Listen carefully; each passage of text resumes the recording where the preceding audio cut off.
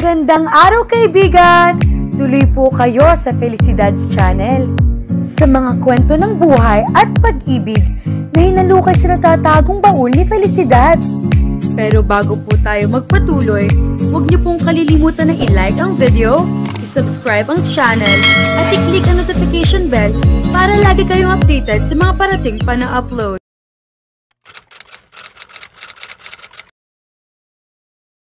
Inagaw mo ang lahat ng pag-aari ko, Miranda. At dahil doon, ay hinding-hindi ka matatahimik. Ikaw at ang anak mo. Nakatingin lamang si Israel sa kanyang ina at sa babaeng nagbabanta rito. Kilala niya ang babae. Ito ang kanilang katulong na si Aling Juanita. Kailanman ay hindi siya naging malapit dito sapagkat parati itong tahimik at tila ayaw makipag-usap. Huwag ka sanang magtanim ng galit sa akin, Juanita. Hindi ko sinadya.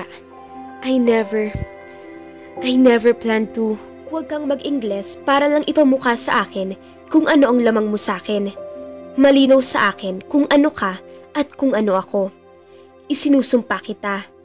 Kailanman ay hindi ka magiging maligaya. At itong anak mo? Itong anak mo sa pagkakasala. Lahat ng magugustuhan niyang babaeng yan ay mawawala sa kanya. Isinusumpa ko kayo. Hindi kayo kailanman lilikaya. Sa puntong iyon ay nakalapit na sa kanya ang kanyang ina. Tinakpan nito ng mga palad nito ang mga tainga niya pero itinulak ito ni Juanita. Makinig ka sa akin, Israel. Huwag ka nang magtangkang magmahal dahil iiyak ka. Magdurugo ang puso mo. Madudurog. Isinusumpa ko. Juanita! Tama na! Anang kanyang ama. Hinawakan nito ang braso ni Aling Juanita at inakay ito palabas ng silid. Nilapitan siya ng kanyang ina at niyakap ng mahigpit. Baby, don't listen to her, okay? What's going on, Mommy? Nothing. Ngunit kailanman ay hindi na niya malilimutan pa ang nasaksihan niyang eksena. Sapagkat noon lamang siya nakakita ng isang taong ganon katindi ang galit at pagkapuot sa mga mata. That look on Aling Juanita's face would haunt him for the rest of his life. Sa bansang Amerika, Israel was sitting on a bench watching the old-fashioned carriage pass him by. Masasiyang turista ang laman niyon. His heart throbbed, remembering the times he spent on that carriage with his wife, Katrina. Nang tumunog ang kanyang cellphone, ay inignora lamang niya iyon. He was sure it was his agent calling him. Ilang linggo na siya nitong kinukulit. Ibig nitong tapusin na niya ang mga bagong obra niya nang sa ganoon ay maituloy na raw ang kanyang konsyerto kasamang isang German choir.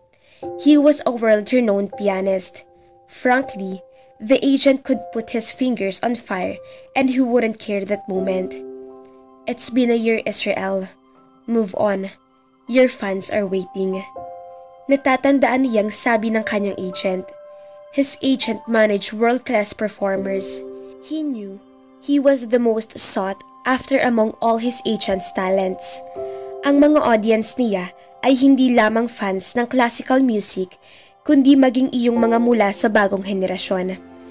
He had made an album with new artists from hip-hop to belters. All his 12 songs stayed in the #1 spot in the charts for weeks. He had won prestigious awards and people said he had to ensure his hands. Ang napakalamig na klima ay hindi naging sapat upang umalis siya sa pwesto niya sa parke. He liked it there. He was getting used to the cold. His heart and bones usually felt cold anyway.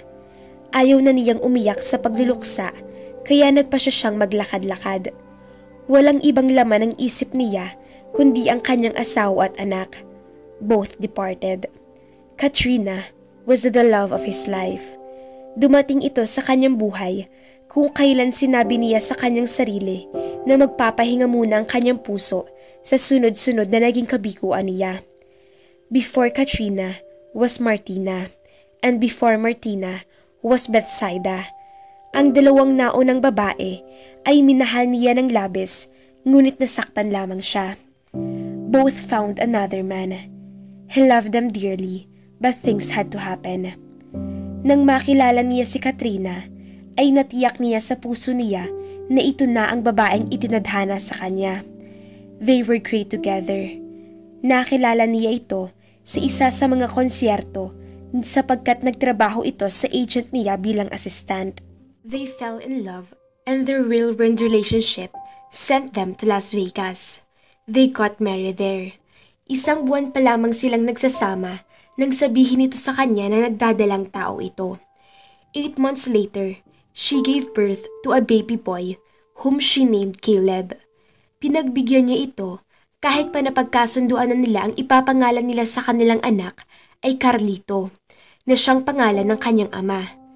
At the last minute, she asked him to let her name their baby, and because he was so filled with joy, he said yes. Kulang sa buwan ang anak nila, ngunit kung titingnan ito ay parang hindi naman, sapagkat napakalusog nito. Or so he thought. An hour after he was born, Caleb died without any reason at all. The doctor said that happened sometimes. Tinanggihan niya ang pagpapa-autopsy sa kanyang anak. Doctors poking their mental instruments into his son's little body was just too much to take. Nakontento na siyang isipin na sinamahan lamang ni Caleb ang ina nito sapagkat bumigay ang puso ni Katrina sa panganganak. Heto na siya ngayon, isang lalaking nawalan ng pamilya. He felt so empty and lonely. Marahil ay bumigay na siya sa kalungkutang iyon kung hindi lamang niya iniisip ang posibilidad na hindi niya makakasama ang kanyang mag-ina kung magpapatiwakal siya. If he committed suicide, the church said he would go to hell. Or was there really a purgatory? Hindi na niya alam kung anong paniniwala ng Katolisismo ang paniniwalaan niya. Had he lost his faith? Did he stop believing in God? If so, then why was he constantly questioning him for what happened to him? Pardon me, sir. Would you like to sing me a carol for you? Tanong sa kanya ng isang batang lalaki. May mga kasamahan ito. A small, cute boy with brown eyes like its mother. Hindi ito nakuha ang kulay asul niyang mga mata. May lahi siyang American. Ergo, his surname, Wiggins. He thought that if Caleb had lived, he would probably look like this boy a few years from now. It wouldn't take long, sir. Anito. Sure, ngumiti siya. What are you doing all here anyway? Ngumiti lang ito at sinanyasan na ang mga kasamahan. Napuna niyang may isang babaeng nakatalikod sa mga ito. Marahil ay kasama iyon ng mga ito. Bigla siyang kinabahan. She looked like Katrina. Kat! Lumingon ito sa gawin nila. Of course, she was not his wife. Ilang ulit na bang nangyari sa kanya ang ganoon? Kahit nakita naman niya ang kanyang asawa sa loob ng isang puting casket, kung minsan ay parang nakikita pa rin niya ito. Sa katunayan, ilang babae na ang hinabol niya sa pag-aakalang si Katrina ang mga iyon. Ilang babae pa kaya ang mapagkakamalan niyang bilang kanyang asawa? Nag-aawitan ng mga bata. Pinagmasdan lang niya ang mga ito. May pinong kurot sa kanyang puso. Iyon ang pangarap nila ni Katrina. Isang malaking pamilya. 3 boys and 2 girls. They planned. They would live in a big house with toys everywhere for the little kids. And when we're both old and wrinkled, we'd stay on the porch in our farm, and we'd wait for the grandchildren to come. When it's Christmas, they'd come and ask for their gifts. I'd make eggnog for everyone, milk for the kids, of course.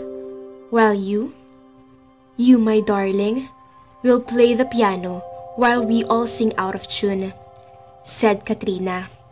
He swallowed down the pain. Nagtapos na ng awitin ang mga bata. Nakangiting inilabas niya ang kanyang wallet at inabutan ng mga ito ng tigi $100. Napanganga ang mga ito at saka nagsalita ang lider ng grupo. We don't have change, mister. Natawa siya. Keep it. Merry Christmas. Merry Christmas! Naguunahang pagbati sa kanya ng mga ito na animo biglang nakakain ng tigi-1 kilong asukal sa pagka-hyper. He walked on until he heard a voice calling him. "Mister!" Lumingon siya. Nakita niya ang babaeng kasama ng mga bata. Lumapit ito sa kanya. Now that he saw her closely, he noticed she didn't even look remotely like Katrina. Katulad lamang ng buhok nito ang buhok ng kanyang asawa, ang tangkad at ang hugis ng katawan. "Yes? Thank you so much. God bless you." He nodded and walked away. Kilala niya ang uri ng tingin sa mga mata ng babae. Alam niyang naghihintay ito ng paliwanag, o kung hindi man, ay kaunting oras upang makausap siya. There was obvious attraction in her eyes as well. It was the kind of look that was all too familiar to him already. He had seen that kind of look a lot of times before. He had never really been good at small talk, and right now, he was not in the mood to impress any lady. All he was in the mood is to reminisce the good days not too long ago. Tumuloy na siya sa kanyang apartment. He opened a bottle of brandy and poured himself a glass. "Makinig ka sa akin, Israel. Huwag ka nang magtangkang magmahal dahil iiyak ka. Magdurugo ang puso mo. Madudurog. Isinusumpa ko." Paulit-ulit na naglalaro sa isip niya ang mga pangungusap na iyon. Kailanman ay hindi siya naniwala roon. Naisip lamang niya iyon nang pumanaw na si Katrina. Was the curse real? Did he even have to doubt it after everything that had happened to him? Nasa na kaya si Aling Juanita? Sasiya kaya ito kapag nalaman nito ang nangyari sa kanya? Nalaman niya ang kwento sa likod ng lahat noong nasa tamang edad na siya. Sinabi iyon sa kanya ng kanyang ina. Wala itong inilihim sa kanya. Nobya ng kanyang ama si Aling Juanita, bago nito nakilala ang kanyang ina. Anak ng manggagawa sa farm ang kanyang ina at ganoon din si Aling Juanita. Bumalik lamang sa farm ang kanyang ina nang makapagtapos na ito ng pag-aaral sa high school, sapagkat hiwalay na ang lolo at lola niya. Habang nag-aaral ang kanyang ina, ay nasa piling ito ng kanyang lola. Nang magtapos ito, ay saka ito nagtungo sa farm kung saan isang manggagawa ang lolo niya. Ang pamilya naman ng kanyang ama ang ikalawang may-ari ng farm. 5 taon pa lamang sa pagmamay-ari ng pamilya ng kanyang ama ang farm nang makilala nito si Aling Juanita. 1 taon pagkatapos niyon ay nakilala naman nito ang kanyang ina. His father fell in love with his mother. Tinulungan ng kanyang ama na makapagkolehiyo ang kanyang ina at saka nagpakasal ang mga ito. Noong unang raw ay tago ang relasyon ng mga ito sapagkat madalas daw na nagbabanta si Aling Juanita na magpapatiwakal ito kung sakaling iwan ito ng kanyang ama. Sa huli ay namili ang kanyang ama at pinili nito ang kanyang ina. Nakiusap daw si Aling Juanita na huwag itong paalisin sa farm. Ang totoo raw, kailanman ay wala iyon sa plano ng kanyang ama. Nanatili sa farm si Aling Juanita. Nagkimkim ito ng galit at marahil ay may planong bawiin ng kanyang ama hanggang sa ipagbuntis na nga siya ng kanyang ina at isilang siya. Nagalit si Aling Juanita nang muling magbuntis ang kanyang ina sa kanyang kapatid. Doon niya naabutan ng eksena kung saan nagbitaw ng sumpa sa kanya ang babae. His sister was now in New Zealand, happily married with kids. Halos wala na silang ugnayan sapagkat abala ito sa negosyo ng asawa nito. She married a tycoon. They emailed each other every now and then, but they hadn't seen each other since. Yes, since Katrina and Caleb funeral a year ago. Nakakaapat na siya ng shot ng brandy nang may marinig siyang pagkatok sa pinto. Ang napagbuksan niya ay isang lalaki na pamilyar man sa kanya ang muka ay hindi niya matukoy kung saan at kailan niya unang nakita. Israel? Yes? My name is Andrew. We've met before. I was a member of the St. Petersburg Chorale until 2 years ago. Bahagya siyang nagtaka. Kung ganun, anong ginagawa nito roon? Kasama niyang talent ang grupo na iminamanage ng agent nila Ngunit kailanman ay hindi siya naging malapit sa mga kasamahan niya sa ahensya sapagkat nakabase siya sa Pilipinas at sa New York sa mga nakalipas na taon habang ang mga ito ay madalas ding nasa kung saang-saang bansa upang mag-perform. What can I do for you? I just want to say I'm sorry for what happened to Kat. Kat? Hindi siya sanay marinig ang palayaw ng kanyang asawa na binabanggit ng iba. Gayunman ay tumango siya. Thank you. Can I come in? I would like to ask a few things. Tumuloy na ito kahit hindi pa niya ito pinahihintulutang pumasok. Mukhang alilikaga ito.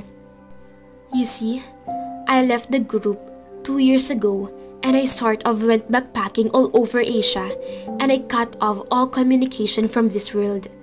I was trying to find myself. What does that have to do with me? I talked to Martin. Ang tinukoy nito ay ang agent niya. He said, Kat lost a child. We did. Aniya, kahit hindi pa rin niyan uunawaan kung bakit iyon ang itinatakbo ng kanilang usapan. He said, the child's name was Caleb. Yes, what's your point? Parang hindi na niya naiibigan ang takbo ng usapan. I left the group when Kat told me she'd marry you. I really don't want to bring this up, but I need to.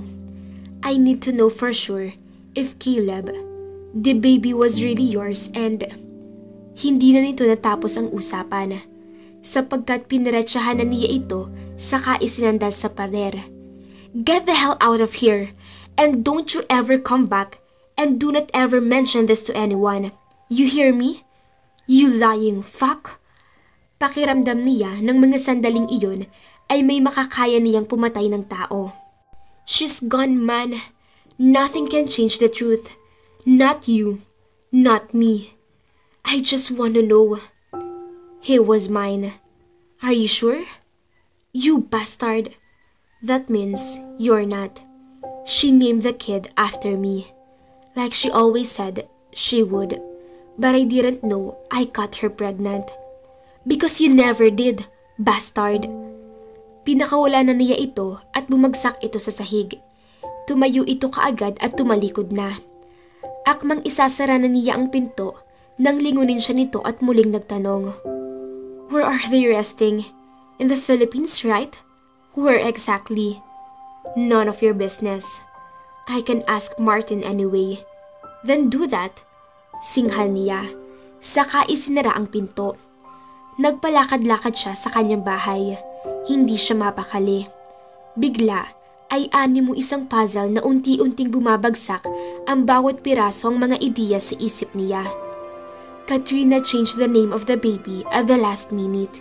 And now, he was remembering the last tour he had before they got married, when Martin gave him a lecture about getting married. Did the agent know something? Noong mga panahong nagbigay ito ng advice sa kanya na huwag magmadali sa pagpapakasal, ay naisip niyang parang ayaw nitong pakasalan niya si Katrina. Inisip na lamang niya na normal lang iyon sapagkat maaaring naiisip nitong aalis na siya sa limelight sa gagawin niyang pagpapakasal. Nagpa siyang tawagan ng baklang manager niya. It's about time, honey. So, when are we scheduling your rehearsals? Did Katrina have an affair while I was in France? Matagal bago ito nagsalita. What? Please don't make me say that again.